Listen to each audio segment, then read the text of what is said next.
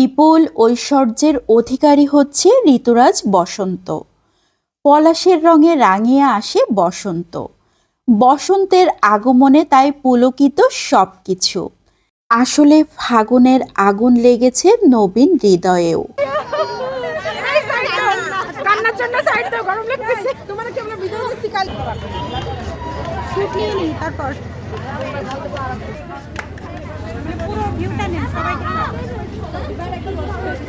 শীতের শেষে প্রাণের জোয়ার বয়ে নিয়ে আসে বসন্ত। প্রকৃতি সেজে ওঠে নতুন রূপে।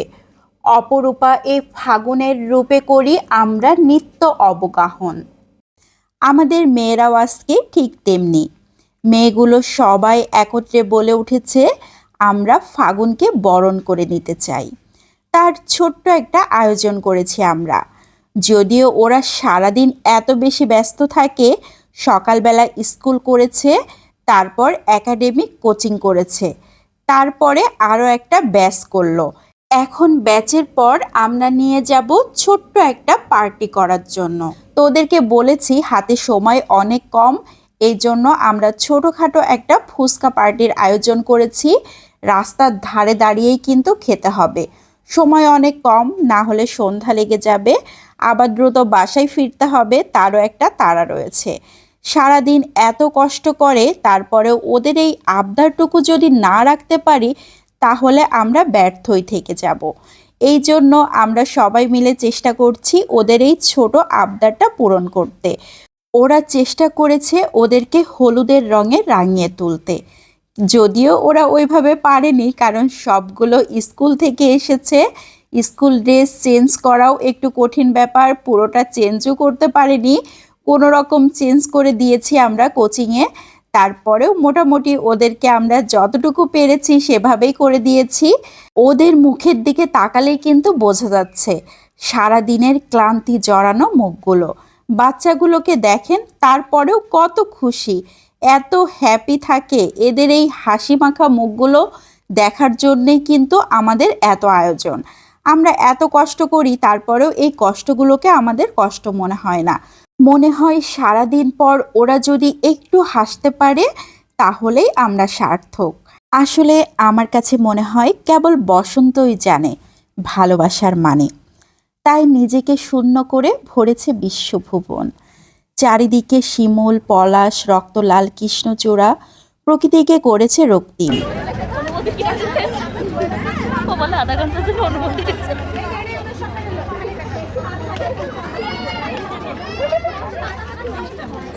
মেয়েদের জন্য আমার ভিডিও আছে 43 কে মোটে।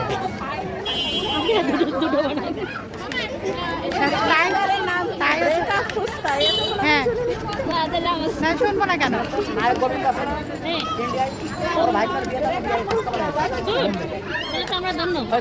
ঝাল বেশি। আমার ইচ্ছে করে বসন্ত হয়ে পলাশের রং মাখতে, ইচ্ছে করে রাঙা ভোর হয়ে বকুলের কাছে থাকতে, কৃষ্ণচূড়ার আবির মেখে রঙিন সাজে সাজতে, সবার রঙে রঙিন হয়ে নতুন করে বাঁচতে। সবাই মিলে একসাথে কোনো কিছু করার আনন্দই কিন্তু আলাদা। আমরা মায়েরাও কিন্তু অনেক হ্যাপি, এই যে বাচ্চাগুলোকে আনতে পেরেছি, আবার নিজেরাও একসাথে হতে পেরেছি। এখানে শুধুমাত্র ফুচকা খাওয়া হবে, এর জন্যই কত আনন্দ, কত খুশি।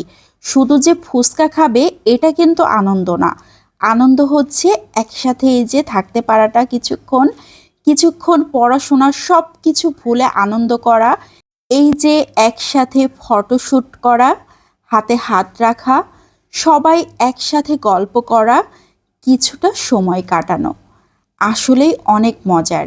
আমরা মা মেয়েরা এত বেশি এনজয় করছিলাম, চারিপাশের লোকগুলোই কিন্তু অবাক হয়ে যাচ্ছিল। আসলে জীবনটা কত সুন্দর দেখেন, যদি কিনা সুন্দরভাবে নেওয়া যায়। আমরা সব সময় জীবনটাকে জটিল করে ফেলি, ছোট ছোট ভুলগুলোকে অনেক বড় করে দেখি। অথচ দেখেন এই ছোট ছোট মুখগুলো কত সহজ এবং সরল। ওরা সব সময় একসাথে ব্যাচ করছে, স্কুল করছে, কোচিং করছে, সব কিছু করছে, পরীক্ষা দিচ্ছে, প্রতিযোগিতা হচ্ছে, সবই চলছে। তারপরেও কিন্তু একজন আরেকজনকে ছাড়া একদমই থাকতে পারছে না। ওরা সব সময় চায় সবাই একসাথে করে তারপর কোনো কিছু করার। কথা বলতে বলতে আমাদের ফুচকাগুলো রেডি হয়ে গিয়েছে, আমরা খাওয়াও শুরু করে দিয়েছি। চলেন, আমার দেরি হয়ে যাচ্ছে, আমারও দেরি হয়ে যাচ্ছে। বলে নাই